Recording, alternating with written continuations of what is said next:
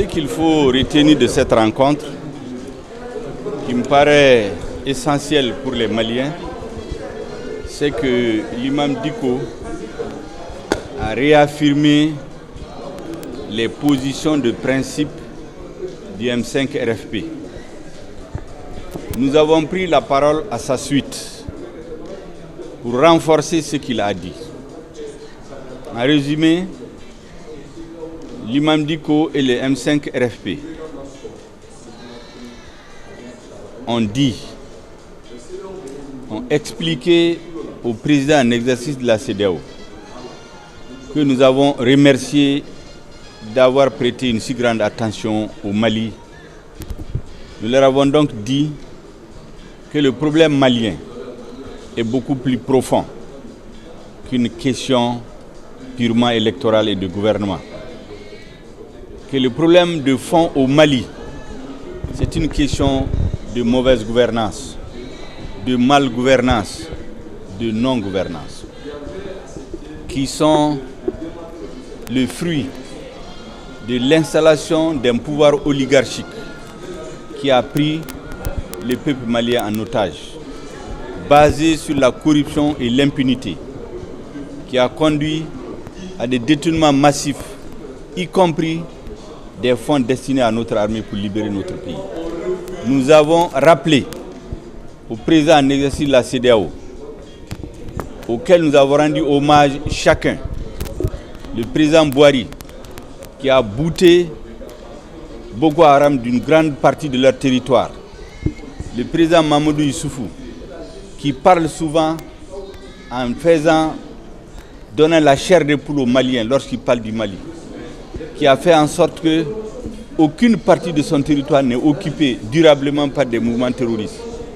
Nous avons parlé du président ghanéen, auquel nous avons dit que ces déclarations au niveau international font la fierté de tous les Africains.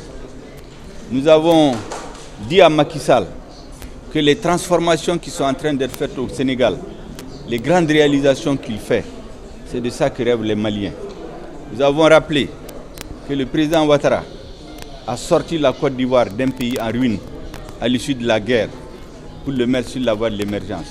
Nous avons rappelé que c'est de ça que les Maliens rêvaient en 2013, lorsqu'ils ont choisi, ils ont plébiscité, disons, Ibrahim Boubacar Keïta.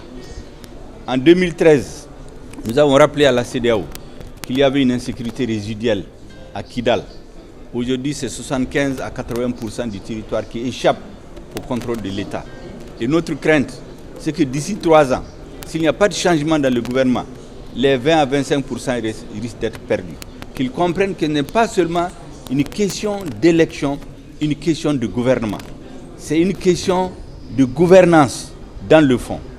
Ensuite, nous avons dit que les armes qui ont été achetées pour lutter contre le terrorisme ont été utilisées au Mali pour tuer des Maliens dans les maisons, dans les rues, dans les lieux de culte. Cela ne peut pas passer par perte de profit. Et nous avons informé la CEDEAO d'engagement de poursuites. Nous avons constitué un pool d'avocats pour poursuivre les auteurs et leurs complices devant les tribunaux nationaux et internationaux.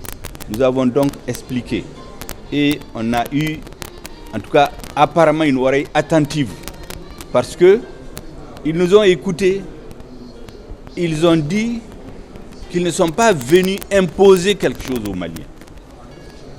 Ce qui est tout à fait contraire à ce qui était sorti des anciennes délégations, qui sont venus aider les Maliens à sortir de la crise, qui sont venus aider à trouver un compromis. La seule chose qu'ils nous ont dit, c'est qu'ils n'ont pas les pouvoirs de faire démissionner un président démocratiquement élu. Nous avons dit alors, il faut qu'on trouve la solution. Et la solution avait été proposée en son temps, c'est Ibrahim Boubacar Keïta qui l'a rejetée. Donc, ils sont là, ils vont rencontrer d'autres partenaires. Ensuite, ils tireront leurs conclusions qui, d'après ce qu'ils nous ont dit, seront validées à un sommet de la CEDEAO.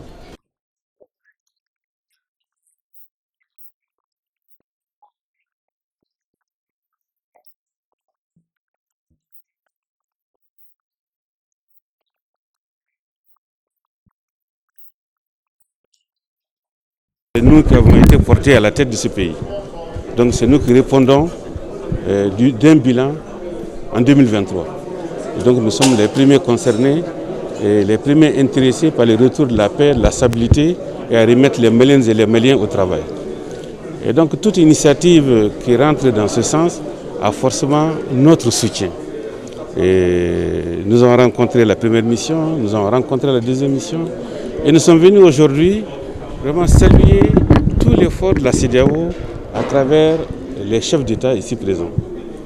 Avec beaucoup d'humilité, mais avec beaucoup de responsabilité, nous avons renouvelé notre disponibilité et notre détermination à tout mettre en œuvre pour le retour de la paix dans notre pays. Nous avons ensemble exploré un certain nombre de pistes qui avaient déjà été indiquées dans le communiqué final de la dernière mission conduite par l'ancien président du Nigeria. Et nous sommes engagés à tout mettre en œuvre. Nous avons aussi profité pour relancer notre demande de cadre de dialogue avec l'opposition. Et je pense que tout ne pourra pas être réglé au travers des missions de la CEDEAO, qui sont forcément un ingrédient nécessaire et indispensable pour mettre les partis face à face. Mais nous sommes convaincus que l'essentiel vraiment des problèmes seront réglés entre Maliens autour d'une table. Et nous restons convaincus, nous pensons, que nous aurons donc la possibilité de nous asseoir un jour avec nos camarades et frères du M5.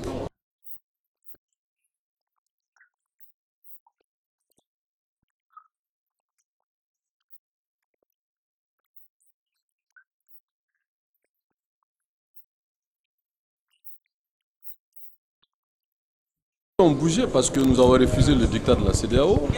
Nous avons dit que nous sommes un peuple debout, un peuple qui n'acceptera pas qu'on vienne nous imposer ce que le peuple ne veut pas. Ce peuple est digne, ce peuple veut rester debout, mais ce peuple aussi est conscient des enjeux. Ce peuple respecte les pays voisins et leurs chefs d'État. Mais ce peuple pense que les Maliens sont suffisamment mûrs pour la solution malienne. Et aujourd'hui, la solution malienne avait été proposée. Et nous sommes fiers de l'imam Dicko qui avait demandé de renoncer à la démission du président, mais en échange de lui proposer un mémorandum.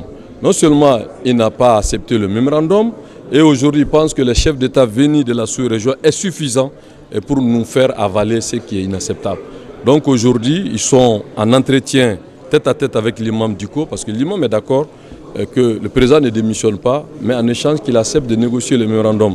Non seulement il ne démissionne pas, et il outrepasse le mémorandum, il pense que chaque chef d'État va venir nous impressionner avec tout le respect qu'on doit à ce peuple, mais le peuple n'acceptera pas et nous sommes fiers de l'imam Dicko que le Mali est un peuple debout, un peuple digne, qu'on ne peut pas tirer des Maliens et passer.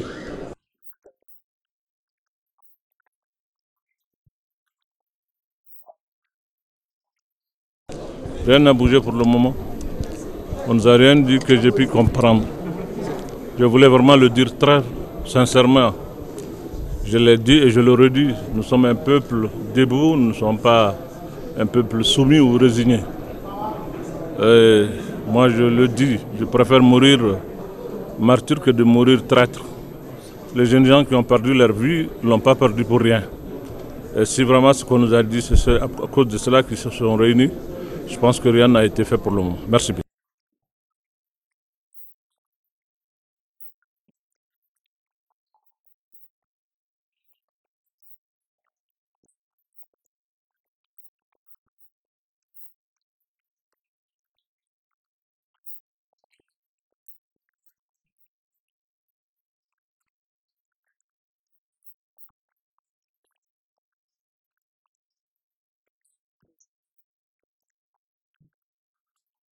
Alors, je pense que cette mission des présidents de la CEDEAO a quand même eu le mérite d'être venue. Parce que si la case de ton voisin brûle, tu es en bon droit de venir demander qu'est-ce qu'il en est et éventuellement de chercher des solutions. Mais moi, je pense que la montagne a accouché d'une souris. Parce que nous pensions que ces chefs d'État de la CEDEAO avaient pris l'ampleur de la crise malienne, avait eu pitié du peuple malien et était venu vraiment nous proposer des solutions de sortie de crise.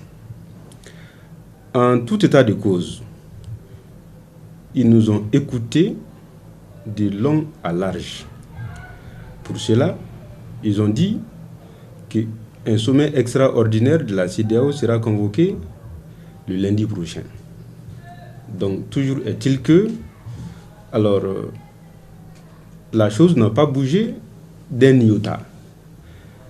Maintenant, ce que nous rappelons au chef d'État de la CEDEAO, comme l'a dit hier l'imam Mahmoud Diko, le peuple malien n'est pas un peuple soumis.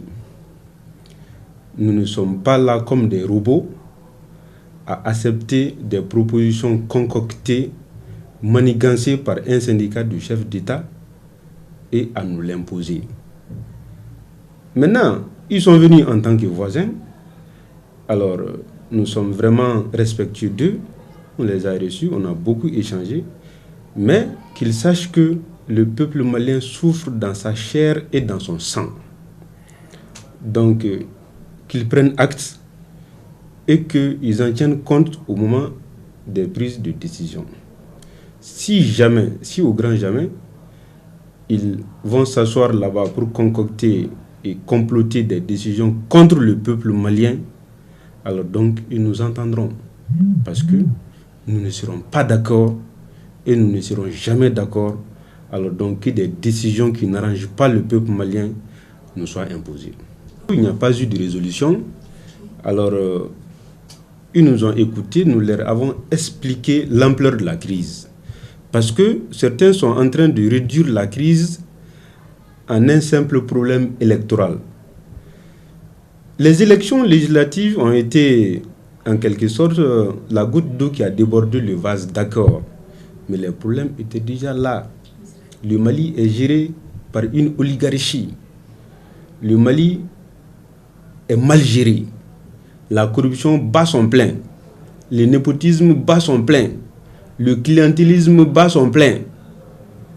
Alors, pour ne citer que ceci, le président de la République, lui-même n'ayant pas la mesure de la chose, parce que quand les gens sont sortis pour manifester, alors donc ils ont eu le courage de tirer à bout portant sur les manifestants. Le peuple malien, alors, ne peut plus être d'accord, n'a plus la confiance de ce président qui est capable de tirer sur des manifestants pour tout juste protéger son fauteuil.